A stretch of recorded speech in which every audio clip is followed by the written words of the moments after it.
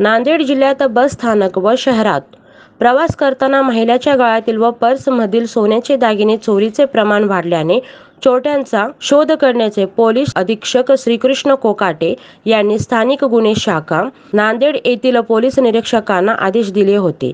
स्थानिक गुन्हे शाखेचे पोलीस निरीक्षक उदय खंडेराय यांनी त्यांच्या शाखेतील पोलीस उपनिरीक्षक दत्तात्रय काळे यांचे पथक तयार करून नांदेड जिल्ह्यातील बसमध्ये चढताना व प्रवास करताना महिलांचे दागिने चोरी करणाऱ्या चोरांचा शोध घेऊन चोरीचे गुन्हे उघडकीस आणण्याच्या सूचना दिल्या होत्या। त्या अनुषंगाने पोलीस उपनिरीक्षक दत्तात्रय काळे व त्यांचे पथक बस स्थानक, रेल्वे स्टेशन व इतर विविध गर्दीच्या ठिकाणचे माहिती हस्तगत करून त्यांचे विश्लेषण करून तसेच गोपनीय माहितीगार यांच्याकडून आलेल्या माहितीच्या आधारे नांदेड जिल्ह्यातील मोठ्या प्रमाणात प्रवास दरम्यान महिलाच्या गळ्यातील दागिने चोरी करणारी एक महिला व 3 इसम यांना नांदेड बस स्थानक येथून ताब्यात घेतले आहे। त्यांची विचारपूस करून सखोल चौकशी केली असता त्यांनी पोलीस स्टेशन बजीराबाद, इतवार, शिवाजीनगर, बारड, खंदार, लोहा, माळाकोळी व माहूर या पोलीस स्टेशनचे हद्दीत चोरी केल्याचे सांगितले। त्यावरून रेकॉर्डची पाहणी केली असता एकूण 14 गुन्हे दाखल असल्याचे प्राथमिक तपासात दिसून आले आहे। सदर गुन्ह्यातील पोलीस केलेल्या मुद्देमाल आरोपीकडून जप्त करण्यात आले असल्याची माहिती स्थानिक गुन्हे शाखेचे पोलीस निरीक्षक उदय खंडेराय यांनी दिली आहे। विशेष करून शहरामध्ये किंवा तालुका प्लेसमध्ये बस स्टँड किंवा गर्दीच्या ठिकाणावर महिलांचे दागिने मंगळसूत्र असू द्या किंवा गंठण हे बऱ्याच प्रमाणात चोरी जात होते।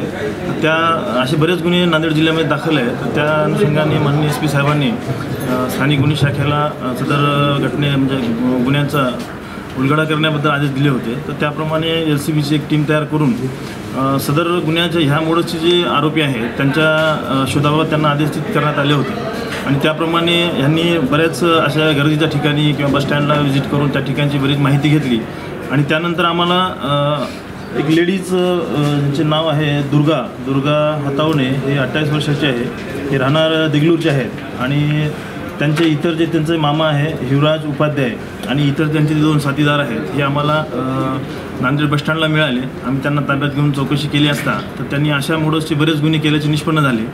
असे एकूण 14 गुन्हे नांदेड जिल्ह्यामध्ये दाखल आहेत आणि ह्या गुन्ह्यामध्ये एकूण 6,64,934 रुपयांचा मुद्देमाल जप्त करण्यात आलेला आहे।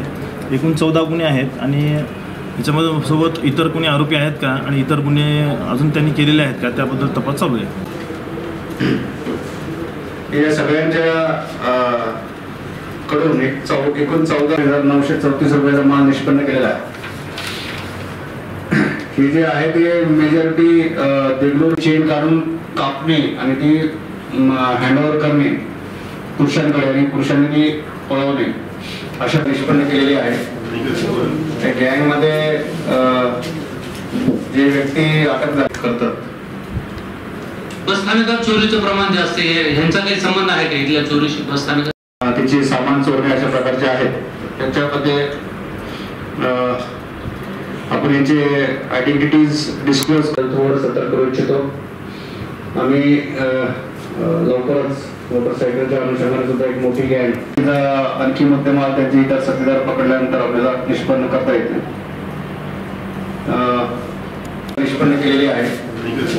त्या गँगमध्ये जे व्यक्ती अटक करतात बसस्थानकात चोरीचं प्रमाण जास्त आहे, ह्यांचा काही संबंध आहे का इथल्या चोरीशी? बसस्थानकात